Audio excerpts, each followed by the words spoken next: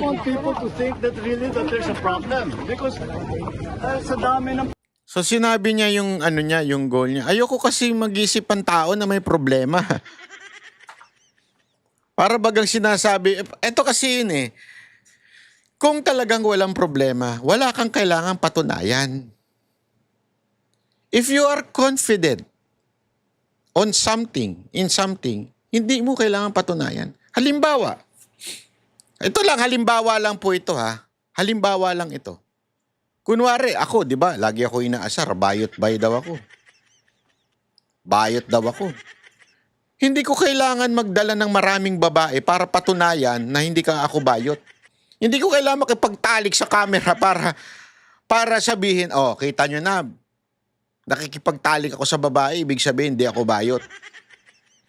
Hindi ko kailangan alam mo yon, halikan ng babae sa harap ng camera para sabihin, oh, hindi ako bayot ha. Unless, may gusto kang patunayan. Kasi nga, may duda. Merong something. So kung talagang tunay na bayot ako, ang gagawin ko, titiisin ko, hahalik na lang ako ng babae para patunayan na, oy, hindi ko bayot. Tapos saka na lang ako susuka pagka tapos na nun sa camera. Di ba? Kasi hindi ko kailangan patunayan ng isang bagay para ko gumawa ng kung ano-ano. Kasi nga, dahil daw sa dami ng problema, ganito-ganito, kaya hindi niya sinagot kagad-agad. Pero sinagot mo rin ngayon. So, ibig sabihin talaga, apektado ka. Pero kung wala kang kailangan patunayan, a simple working, a simple press con, a simple live, would suffice. Hindi mo kailangan magtatatalon at mag-jogging. Diyan, yung pagiging defensive mo at pagiging OA mo, lumabas. Hindi ito simpleng usapan. Ito'y tungkol sa katotohanan.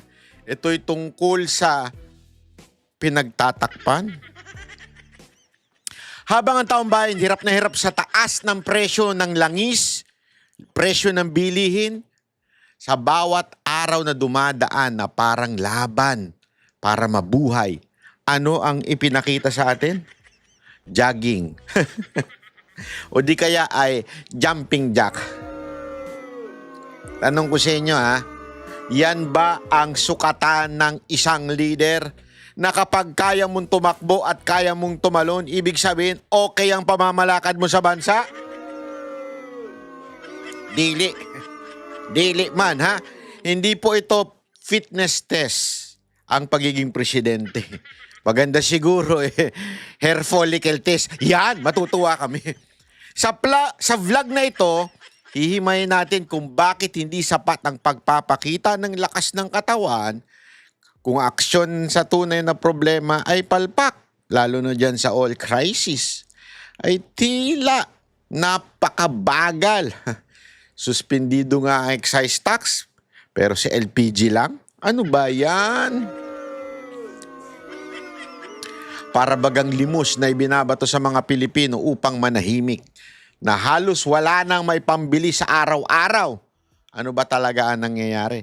May plano ba o puro palabas lang o yung tinatawag na optics lang? Banateros, dito natin lalagyan ng linaw ang lahat. Ipapaliwanag ko sa inyo kung papaano na naman binubudol ni Marcos ang mga Pilipino. Dahil hindi ito tungkol sa pagtakbo, ito'y tungkol sa pagtakbo ng bayan o yung pagtakbo ng responsibilidad. Panoorin nyo hanggang dulo dahil baka ito na ang hindi nila gustong marinig. Nako, yung Banateros, masaya ba kayo sa pinaggagawa ni Marcos? O kayo ay nahahay na? Sabi nga nung iba, good item. Talaga nga naman. Ako gusto ko yung kung ano man yung tinitake ni Marcos na maintenance. Sabi niya may maintenance daw siya. Kung ano man yung tinitake niyang maintenance, gusto ko yan. Bakit kanyo? Gusto ko yan dahil mukhang magiging energetic ka dyan, ha? Palong-palo, ika nga. Yung akalain mong makakatulong sa iyo para makumbinsi ang mga Pilipino, tila nakasama pa. Yun. Wala pa po tayo maaaring tawaging oil crisis sa bansa. Ayun, wala naman pala talaga kasi kayo naman eh. Wala naman tayong oil crisis, sabi nga ni Auntie Claire. Ang lupit mo talaga, Auntie Claire. Hindi, di ba? Totoo naman. Naintindihan ko naman yung sinasabi ni Auntie Claire. Wala naman talagang oil crisis. Dahil yung oil crisis, doon lang naman daw sa Middle East yun. Dito sa atin, wala. Kasi wala tayo oil. Ang lupit mo talaga. Ang lupit mo talaga, Madam Ate Claire, ha? Hindi, alam nyo mga kababayan, ito ha. Pag-uusapan natin na maiging-maigi kung bakit nila talagang ginagago tayo mga Pilipino. Pero buti na lang din dahil hindi naman nadadala ang mga Pilipino. Yung mga tanga lang. Marami kasi tanga dyan eh. Yung mga loyalista. Yung mga bayarang vlogger nila, bayaran vlogger ng Malacanang, nadadala sila dun sa pa-jumping jack. Nadadala sila dun sa pa-jogging ni Marcos. Pero tayo, lumang tugtugin na yan. Ginawa na yan noon eh. Ginawa na rin ng ama niya yan eh. Yung kunwari malakas, palakad-lakad. Pero yun ba ang magiging basihan para ang isang tao ay masasabi mong tama ang ganyang ginagawa o nasa ayos ang kanyang ginagawa? Aba, panoorin nyo ito dahil malupit ang ating mga bibitawan dito at baka mamaya umiyak ng todo-todo ito si Auntie Claire. Alam mo naman ito si Auntie Claire eh. Ito si Auntie Claire, ang pinakadahilan kung bakit talaga nagmumukhang tanga ang gobyernong ito. Sa totoo lang, wag ko tayo magpaligoy-ligoy. Kaya tayo nagpapasalamat kay Auntie Claire. Si Auntie Claire ang dahilan ng pagbagsak ng gobyernong ito. Kaya, kayong mga NBI na nanonood dyan sa cyber group ng NBI, huwag nyo nang hanapin yung mga gusto magpabagsak sa gobyerno. Naandyan sa Malacanang yung nagpapabagsak sa gobyerno. Si Auntie Claire yun. Siya yung mismong dahilan kung bakit bumabagsak ang rating ni Marcos. Wala nang iba. At sigurado ko, ang mga taga-NBI, matatalino yan eh. Hindi naman bobo yan, mga respetado yan, mga profesional yan. Ewan ko lang doon sa leader nila, ha? Doon sa director nila, dili ko lang alam. Pero the rest of the NBI, yung mga profesional, yung mga karir dyan sa NBI, ay matatalino yan. Alam naman nila kung sino talaga nagpapabagsak sa gobernong ito. Hindi si Baste, hindi si Depensor, hindi si Libiste, hindi yung iba pang mga congressman, hindi si Sigson. Ang nagpapabagsak ng gobyernong ito, walang iba kung hindi si Auntie Claire. Yung kanyang estilo ng pagbanat sa mga Duterte na kesa na nakakatulong ay nakakatuwa. Alam no, kayo mga NBI, makinig kayo ha. Kasi sila, yung nasa Malacanang, yung mga bayarang vlogger ng Malacanang, tuwan-tuwa sila pag nagsasalita o bumubuka ang bibig nito ni Auntie Claire. Akala nila naniniwala ang tao. Akala nila may nakukumbinsi sila. Wala.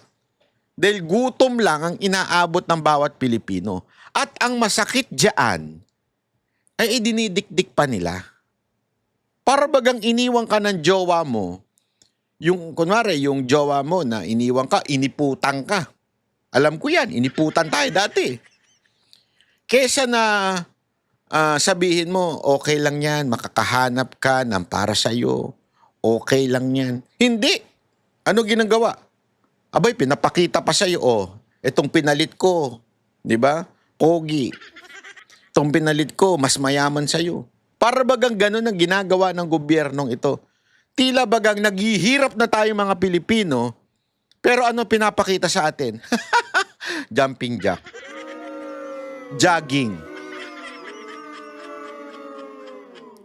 Para bagang dinidikdik pa. At hindi lang yun ha. Nag-date pa sila.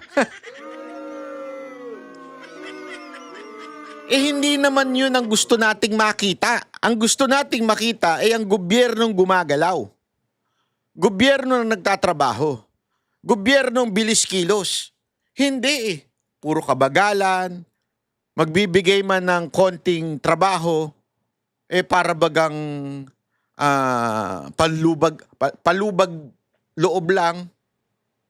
Magtatanggalin yung excise tax pero sa LPG lang. Para bagang, ito. Okay na sa inyo yan. Ito pa. Sa inyo, okay na yan. Patutuwa na kayo dyan. Para naman kasi kayo mga tanga eh. Para bagang ginaganon tayo ng gobyerno. Ito, okay na yan. Patuwa na kayo dyan. Bababa ng LPG. Eto, tingnan natin si Marcos. Tingnan natin kung gaano mukhang lalong naging katawa-tawa ang kanyang pinaggagawa. Panoorin natin. Nag-jumping jack at nag-jogging pa nga si Pangulong Bongbong Marcos para patunayang maayos ang kanyang kalagayan. Kasabay niyan ang pagtatanggal ng Pangulo sa excise tax, LPG at kerosene. Live mula sa Malacanang, nasa frontline na balitang yan si Maricel Halili. Maricel, ito ba ang paraan ni PBBM para tuldukan na ang mga chismis tungkol sa kanyang kalusugan? Tama ka, Julius. Ito nga yung naisip na paraan ni Pangulong Bongbong Marcos para tapusin na yung mga lumalabas na fake news tungkol sa kanyang kalusugan. Especially, lumabas pa yung usap-usapan na patay na raw si Pangulong Bongbong Marcos. So para pasinungalingan ng lahat na yan, kanina ginulat din kami ng Pangulo dahil mula doon sa may... Oo nga mukhang tuwan-tuwa itong mga reporter eh. Mukhang sabi nila, yes! Tuloy! Tuloy ang ligaya! Tuloy ang retainers. Tuwan-tuwa sila eh. Tuwan-tuwa sila eh. Nung tumatakbo si Marcos, sabi nila, yes, akala namin, ending na namin. Ending na ng aming supply. Tuloy ang laban, tuloy ang kitaan. Tanggapan sa may guest house, naglakad siya papunta dito sa may gate 3 ng Malacanang. Ilang gramo kaya ang nito? No? Ilang gramo kaya ng vitamina? Kasi malamang matitindi. Kasi ako, umiinom ako ng vitamins eh. Yung vitamins, di ba, yung 500 grams. Minsan ako, 500 grams ba yun? Basta dalawa yung ganun, no? Dalawang ganun, no? So, 1,000. Yeah? Minsan pa nga, 4. Tinibinabanatan ko pag may sakit ako. Para mas matindi, tama. Para talagang lumakas ang iyong resistensya. Eto kaya, ilang gramo kaya binanatan nito na vitamins? Approximately, nasa 100 to 200 meters ang layo na yan. Bago pa man siya pumasok. 100 to 200 meters. Hayop, pinagmalaki mo pa. Pinagmalaki mo pa 100 meters to 200 meters ang tinakbo. Tuwan-tuwa pa kayo. Alam mo, pagpapanoorin mo yung video, yung mga kasama ni Marcos natatawa eh. Para bagang, lalo na yung mga PSG niya, para bang anong ginagawa nitong presidente pinagsisilbihan at pinoprotektahan natin? Anong katatawanan nito? Alam mo, this is, ewan ko para sa akin kesa na nakatulong talaga itong ginawa niyan to, lalo siya naging mukhang tanga. Inutil ka na nga, mukha ka pang tanga. Sa pinagagawa mo, hindi ginagawa, kasi nakita niyo si Pangulong Duterte, di ba? Si Pangulong Duterte, ilang beses nasa ng Pangulo, yung mga pinklaw na nananahimik ngayon. Dati araw-araw yun, nasa ng Pangulo. Nakita niyo ba si Pangulong Duterte, naglalakad, tas nag-jumping jack, parang tanga? Kasi iyan ay galawan ng isang trapo. Alam mo maganda, Marcos, imbita mo si Ontiveros magkalkal kayo ng kubeta. Si Ontiveros pa naman mahilig sa mga ganyang pautot eh. Di ba? Mahilig yan na kung ano nung ginagawa. Maganda niyan, magsama-sama kayo, ikaw, si Ontiveros, si Marojas. Uy, banat ba yun? Nananahimik na yung tao. Hindi, kasi ganyan ang mga karakas nyo eh. Isama mo na rin si Trillanes dyan. Di ba? Hindi, pero ang pinakamaganda, isama mo si Tori na naguhukay. Wala pa po tayong maaaring tawaging oil crisis sa bansa. Oo nga naman. Kayo talaga, masyado niyong pinupunay ito si Auntie Claire. Wala naman kasing oil crisis talaga. Kaya okay lang yan, di ba? Huwag kayong masyado kayo eh. O, tuloy natin, tuloy. Dito sa mismong compound ng press working area, nag-jumping jack na siya sa labas. Tapos for the first time, pumunta Ay no, tuwan-tuwa yung mga reporter. Sabi nila, yun, meron na naman kaming content. Ayun, meron na naman kaming pagpapala mula sa palasyo. siya sa press briefing area ng mga miyembro ng Malacanang Press Corps at bago siya magsalita, nagpakitang gilas uli ang Pangulo, nag-jumping jack. Nag-explain siya, sabi niya kasi sa ngayon talagang maayos naman yung kanyang kondisyong kalusugan. Katunayan, ang pinakahuling bisita daw niya sa ospital mga 2 to 3 months ago pa daw nung pinapaklear niya pa yung kanyang health condition pagdating doon sa diverticulitis. Kaya nga nagpa-scan pa raw siya doon. Ngayon, ang iniinom daw niyang gamot para sa kanyang maintenance, 2 lamang daw. Yan ay para sa kanyang gout at para sa kanyang high blood. Maliban dyan, wala na raw siyang iniinom na ibang gamot dahil hindi rin daw siya naniniwala doon sa mga supplements. Ang ipinupursige raw talaga niya ay yung maayos na diet at exercise. Kaya nga pagkatapos nung kanyang press briefing, pagbibigay ng pahayag sa media, paglabas ni Pangulong Bongbong Marcos sa press briefing room, naglakad ulit siya pabalik doon sa may gate 4, sa may guest house na tinatawag dito rin sa Malacanang. Nag-jogging siya. Pinakita niya na maayos yung kanyang kalusugan. At pakinggan natin yung bahagi ng pahayag ni Pangulong Marcos. I don't want people to worry. I don't want people to think that really that there's a problem because sa dami ng So sinabi niya yung yung goal niya. Ayoko kasi mag-isip ang tao na may problema. Para bagang sinasabi, eto kasi yun eh.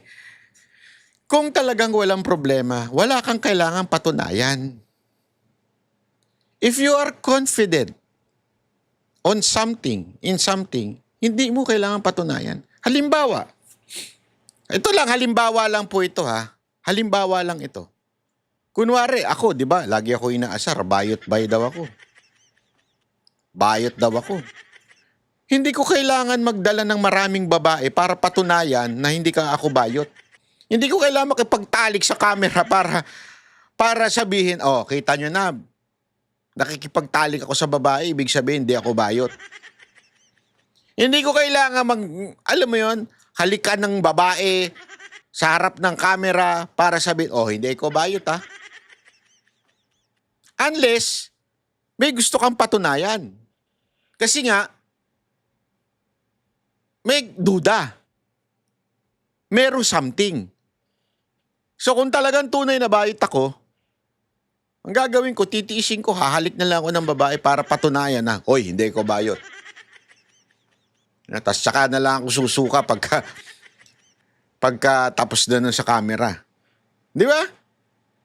Kasi hindi ko kailangan patunayan ng isang bagay para ko gumawa ng kung ano-ano. Dito, may pinatutunayan ka kasi I don't know if you're not confident na you are a healthy person. Kasi if you're a healthy person, kung wala kang sakit, di mo kailangan gumagaganyan. problema natin na hinaharap because of the war in the Middle East, sa dami ng hinaharap natin problema, that will be an additional problem of concern for our people. So sinasabi niya, bakit daw hindi sinasagot? Tinanong sa kanya yan eh. Kasi nga, dahil daw sa dami ng problema, ganito, kaya hindi niya sinagot kaagad-agad. Pero sinagot mo rin ngayon.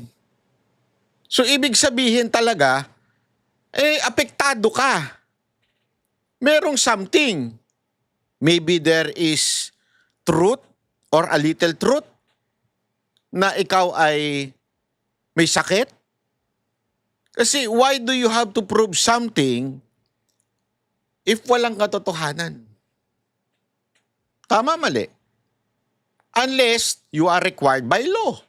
Unless it's in the court of law. O kaya nasa korte ka. Na hiningi ng korte, oy, eto, patunayan mo, nang ganito ka. O maglalabas ka ng medical certificate. Pero kung wala kang kailangan patunayan, a simple working, a simple press con, a simple live, would suffice. Hindi mo kailangan magtatatalon at mag-jogging. Diyan, yung pagiging defensive mo at pagiging OA mo lumabas. Bakit? May itinatago ka ba? Tama, mali. May tinatago ka ba? Kaya ka naging defensive at naging OA sa pagsagot? Di ba ganyan eh? Ganyan ng tao may tinatago. Ako, nagtatanong lang ako ha. Kasi common sense yan eh. Pag ang isang tao may tinatago, OA ang reaction. Di ba? Bigyan kita ng halimbawa. Sa mga mag-aasawa. O kayo mga mag-aasawa dyan nakikinig. Di ba? Pag yung asawa ninyo, whether babae o lalaki, pinagdududahan ninyo may ginagawang kapritsyuhan, o hindi pala kapritsyuhan, kalandian sa ibang tao, hindi sa'yo. Pag ikaw tinanong at pinagdudahan, anong reaksyon ng lalaki? Tanungin kita, ano? Pag sa lalaki, ano, alam nyo kung ano reaction? Magagalit yung lalaki. Ipakikita niya, galit siya. Yan ang tinatawag na sa psychology defense mechanism. Galit. OA ang reaction. Tinanong mo lang kung saan galing. Ano ba? Wow! Hindi ba? Nagbabagay ako ng daot dito. Ano ba? Di ba? Galit na kagad. Kasi nga, merong tinatago. Sa babae. Pag ang isang babae naman, pinagdudahan mong kumikirengking dun sa iyong kapitbahay o di kaya sa driver mo, anong unang reaksyon niya? Iiyak yan sa'yo. Sobrang OA ng kanyang reaksyon. Iiyak pa yan. Di ba? Bakit? Kasi nga po, may tinatago. Ang tawag dyan, defense mechanism. Ngayon, tinatanong, kung may sakit ba ang Pangulo? May malubang kalusugan ba ang Pangulo? Ano sagot niya? OA. Nag-jumping jack.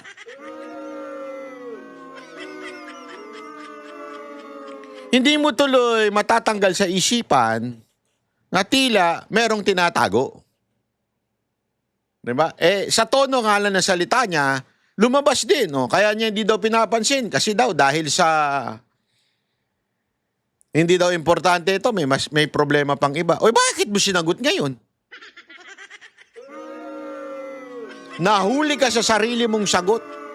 Nahuli ka sa sarili mong bibig. Di ba? So I thought the easiest way is to show that I'm still very active physically.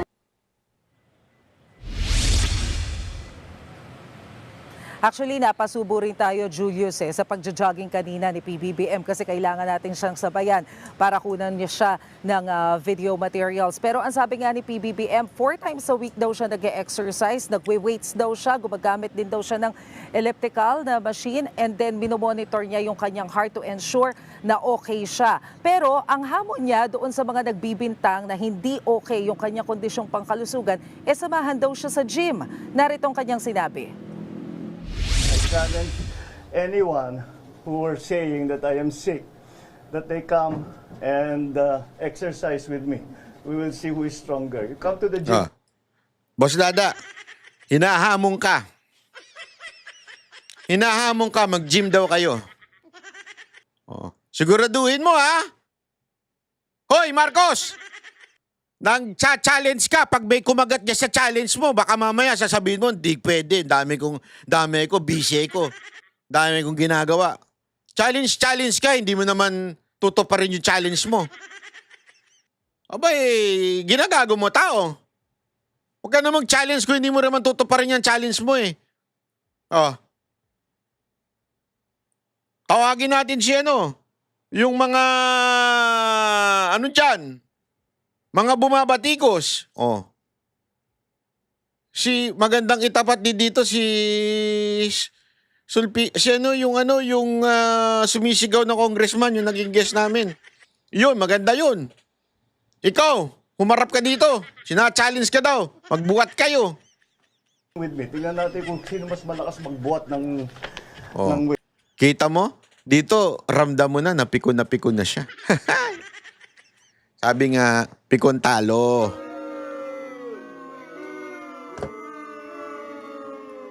Marcos, pikon talo. Oh, baka mamaya kumagat siya si Boss Dada ng buhatan o kaya si Jay Guevara. Si Jay Guevara, pag nagbuhat yan, bigas ang binubuhat niyan. Oh, sige nga, laban nga kayo. Sige nga, puro kasalta. Kaya mula ngayon, yung mga taong yan na nagsabi sa inyo na may sakit ako, na baldado na ako, Gigil na gigil siya, oh. Oh, gigil. Oh, ganun, oh. Oh. ha? Ngayon alam ninyo, puro sinungaling ng mga yan. Kaya't lahat ng sasabihin ng mga yan, kasinungalingan. Oh, dito pa lang kita mo na. Kaya sinasabi ko sa inyo, trap ito eh. Paulit-ulit ko nang sinasabi sa inyo, hindi ko maintindihan, may mga Duterte supporter pa. Yung mga nagko-comment, halatang troll eh. Yung mga nagko-comment na, AI pa rin yan. Para manloko, mandeceive ng mga Duterte supporter. Yung mga yon, kitang-kita ko yun, tinitingnan ko yung mga kanilang account na nagsasabing AI pa rin yung pagja-jogging. Mga fake, mga troll. Ang hindi ko lang magets, yung mga ilang vlogger. Sana yung mga vlogger ng mga Duterte supporter, medyo maging tayo ha. Maging matalino naman tayo. Wag po tayong papadala sa ganito. Kasi sinasabi ko nga sa inyo sila mismo ang gumagawa nito. Sila mismo ang gagawa ng pain para pag kumagat ka, huli ka dun sa kanilang bait o yung sa kanilang bitag. Huli ka. One, dedemanda ka nila para takutin talaga. Pangalawa, ipapaban yung iyong account. Mabibuisit ka ngayon. Hindi ka na magpa-participate sa social media. 3, tinatanggalan ka ng credibility. Sa totoo lang, maraming nahulog sa patibong na ito. Pero ako, hindi ako nahulog dyan. Ako, basta ko na kagad eh. Simula pa lang yung St. Luke's, dinala sa St. Luke's, may magko-comment pa sa akin eh. Sasabihin pa nila, hindi, si ganito, nakita niya mismo, binibidyo niya papuntang St. Utangin na, wag ako. Alam mo, kayong mga kumo-comment sa akin na sinusubukan nyo akong pasakayin, sa totoo lang, wag ako kasi ako ang isa sa pinakataong critic pagdating sa mga issue sa lipunan.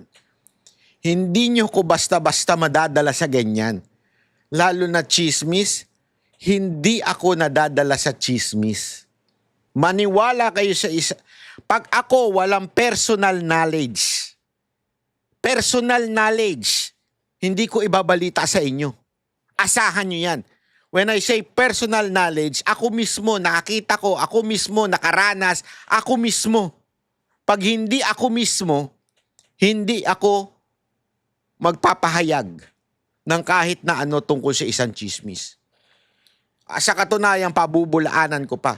As a matter of fact, ilang beses na akong pinuna ng kapwa Duterte supporter dahil dyan.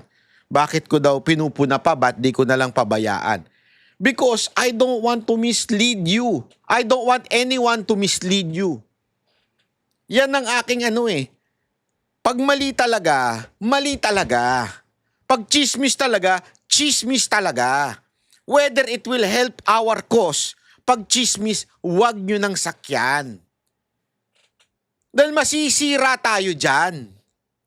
Kaya nga, alam mo, sa tagal ko na nagbablog, kahit kailan, hindi po ako umano sa chismis pag wala akong personal knowledge.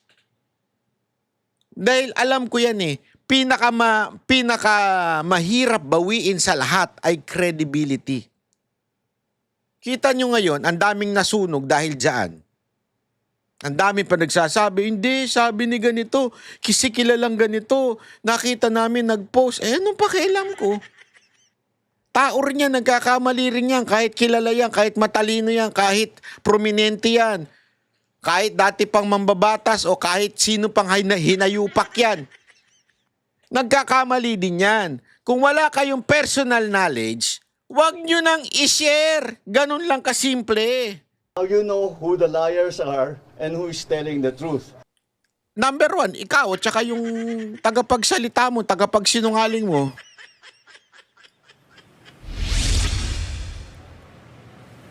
Pero bago nga itong pagpapakita ni PBBM sa mga kasapi sa media, kanina nagsagawa rin ng press briefing si Palace Press Officer Undersecretary Claire Castro at dito niya naman sinagot yung video message na inilabas ni Presidential Sister Senator Amy Marcos. Doon kasi sa video message, sinabi ni Senator Amy na hindi niya nga alam yung tungkol doon sa medical records ni PBBM dahil matagal na silang hindi nakikita nito, pero ang alam niya nga ay may sakit ang Pangulo. Pero ang tugon dyan ni Yuse Castro, kung matagal na silang hindi nakikita, ano naman daw ang alam niya? Hindi naman niya direktang sinabi na salot si Senator Amy. Nilinaw pa nga ni Yuse Castro na hindi Ikaw naman kasi, Senator Amy. Ikaw kapatid lang. Si Auntie Claire. Kaya, mas close daw siya sa kapatid mo. Wala ka daw alam. Mas magaling daw siya. Siya kasi talaga ang gusto na nga ata magpalit ng pangalan niyan apelido niyan, Marcos na. Auntie Claire Marcos na. So, wag kang daw. Ikaw naman, Senator Amy, mas magaling ka pa sa kapatid mo na nakasama mo mula bata hanggang pagtanda. Sino ka ba? Mas kilala niya yan. Na dati niyang binabatikos, ngayon, sinisip-sip niya ang kanyang tumbong. Mas magaling daw si Auntie Claire sa'yo, Senator Amy. siya ang pinatutungkulan niya tungkol doon sa pagsasabi niya ng salitang ito. Ang pinatutungkulan daw niya ay yung mga nagkakalat ng fake news. Pakinggan natin ang magkasunod na pahayag ni Senator Amy at ni Yuse Castro. Hindi na kami nagkita. Ang tagal-tagal na. Pati nanay ko, tinatanong ako, hindi rin niya alam kung ano nangyayari. Ang alam ko lang, may sakit si Bongbong. Sinabi niya, hindi sila nakikita, di ba? Oh? Right? Right? So, ano alam niya? Ano alam niya? Yon. Tama ka naman, Senator Amy. Wala kang alam. Mas alam ni Claire Castro nangyayari sa kapatid mo. Ikaw, wala kang alam. Mas alam niya. Apelido na nito, Auntie Claire Marcos. Fake news yan. Huwag na po natin palawakin ang mga fake news peddlers. Hindi po natin sila kailangan dito sa ating lipunan. Salot sila. Yon. Salot.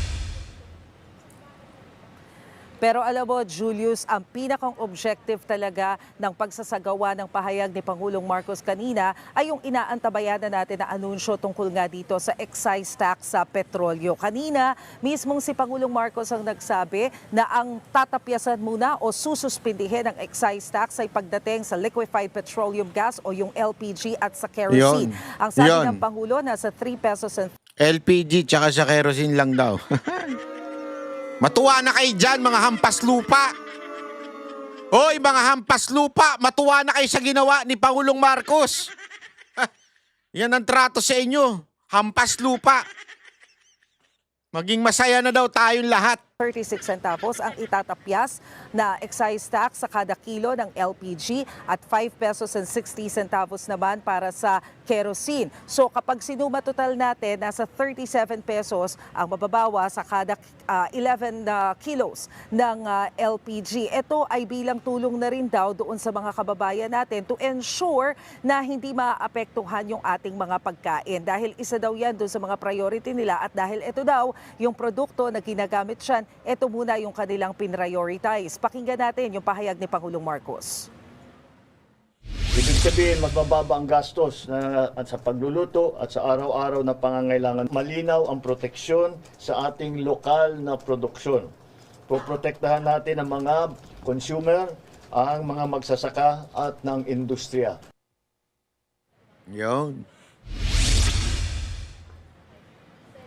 Actually, Julius, bukas, April 14 talaga yung simula ng pagiging effective o effectivity nitong ibinigay na emergency powers kay Pangulong Bongbong Marcos. So, as a result, dyan magsisimula yung implementation nitong sinabi ni Pangulong Bongbong Marcos. Pagdating naman doon sa usapin ng diesel at ng gasolina, dahil alam natin na ito talaga yung concern ng ating transportation sector, bukas pa pagmimitingan o pag-uusapan sa uplift meeting ni Pangulong Bongbong Marcos ang tungkol dyan. Ito yung Crisis Management Committee na binuo niya para tumutok dito nga sa nangyayaring krisis. Grabe, no? Ilang araw na. Ilang araw na ngayon. Ngayon pa lang magkakaroon ng mga meeting. Ayos talaga. Jumping Jack Pamor. Jogging, ano to? Naghahanda ba siya sa laban? May laban ba sila ni Pacquiao? May laban ba sila ni Pacquiao at naghahanda to pa jogging-jogging? Hoy! Ang pagandaan mo yung krisis. Hindi yung laban yun ni Pacquiao. Sa Middle East to ensure na meron tayong supply. So kabilang yan sa aantabayanan natin bukas. Pagdating naman doon sa VAT, pag-aaralan daw yan ni PBBM. Pero for now kasi ang nakikita nila baka medyo disadvantageous kapag binawas yung VAT dahil nakakatulong ito para tustusan yung mga iba namang assistance na ibinibigay doon sa ibang sektor. At mukhang mas maraming sektor ang makikinabang kung naririyan pa rin ang VAT. Pero ang siniguro niya, habang hinihintay natin na mapababa talaga yung presyo ng petrolyo, inutusan na raw ang Department of Agriculture para bilhin itong mga sobrang ani ng mga magsasaka para hindi rin naman sila kawawa dahil lalo na yung ibang mga farmers hindi talaga makakilos dahil sa mahal ng petrolyo. So DA daw ang bibili nito at yung DA ang mamamahagi sa mga tao, palalawakin din daw yung 20 pesos na bigas. Pakinggan natin ang sinabi ni Pangulong Marcos. That fund will not exist if we remove the VAT on petroleum products alone. So that's the reasoning behind. We will still examine it. You know, like I keep telling you, there's nothing that we are not looking at as a possible option. We are looking at all the options. Ayan, oh. Eto. Parinig natin yung Eto, yan. Gusto niyo mag-jumping jack? Hyper na hyper, oh. Good item to, Brad. Good item. Hyper. Ang bira. Can you tell everyone na huwag natin nangahin sa lukuhan? Ayan, oh, this is, hindi sa tape. It is, I am carrying my statement for this afternoon, which is what Pero pansinin nyo, hingal na hingal. I'm going to make. It is April 14. We're going to talk about the excise tax. So this has been done today. And I challenge anyone who are saying that I am sick, Hingal pa more. that they come and exercise with me. We will see who is stronger. You come to the gym with me. Tingnan natin kung sino mas malakas magbuhat ng weight. Pero alam mo, gusto ko nga sabihin, ang mga kababayan naman natin, ngayon, tiniyak ko na makita ninyo na hindi totoo yung mga sinasabi nila, na kasinungalingan yan. Kaya mula ngayon, yung mga taong yan na nagsabi sa inyo na may sakit ako, na baldado na ako, ngayon alam ninyo, puro sinungaling ng mga yan. Kaya't lahat ng sasabihin ng mga yan, kasinungalingan. Kaya't huwag nyo nang paniwalaan kung sino man yung mga yun. Now you know who the liars are and who is telling the truth. And once again, I think it's very, very easy and very clear that I'm in very, very good health. I just had my numbers are. I just had my regular blood test kasi nagpapaano ako ng vitamins and everything. And I'm fine. I'm really quite fine. The last time that Alam mo kung talagang seryoso siya na malaman ng tao kung anong kalalagayan niya. Ilabas niya yung medical certificate. Hindi mo kasi pwedeng sabihin na pribado ang medical certificate mo. Ikaw ang presidente ng Pilipinas. Karapatan ng mga Pilipino malaman ng iyong kalalagayan. Hindi mo madadaan yan sa ilang ganun lang. Wala pang 20 yun. Sasabihin mo, healthy ka na. Yung reporter, tuwan-tuwa naman, 100 to 200 meters na tumakbo. Yung takbo niya nga, takbong ewan Di ba? Yun ba ibig sabihin, healthy ka na? Hindi. If you really want to prove na wala kang sakit, medical certificate. lehitimong medical certificate. O di kaya, mismong pagpatingin ka sa doktor, pumunta ka doon sa mag-stress test ka, di ba? Yung nagja-jogging talaga, na, alam mo yun, yung kaharap yung mga monitor. Ganun. Hindi yung ganyang, 5, I'm healthy. Ako, hindi ako nag-exercise. Walking lang ang ginagawa ko. Kaya kong gumawa ng 20 niyan. Pero can I say na I'm a totally healthy person na dahil doon? Of course not. Diba? May sakit pa rin akong diabetes. May high blood pressure pa rin ako. Hindi mo masasabi yan nang gayan-gayan lang. So, kalokohan. Katatawanan lang ang ginawa mo. I went to the hospital was to have my CAT scan to show na yung diverticulitis ko gumaling na. So that was what? 2.5. Tama, yung diverticulitis mo. Parang hindi pa magaling. Kasi lagi nyo pa rin dinadivert ang issue. Diverticulitis. Laging dinadivert ang issue. 3 months ago. Mga ganun. So, that's all these reports of me going to the hospital. I haven't been to the hospital for 3 months. And even then, it was just to have a CAT scan. Because the CAT scan, to tell my doctors if the diverticulitis has completely been fixed. And it was. And I'm done. My diet is back to normal. My exercise is back to normal. I still exercise 3-4 times a week. I'm watching my food better than before. But, so people... I'm sorry? Maintenance. Kayo naman, ba't yung tinatanong ang maintenance niya?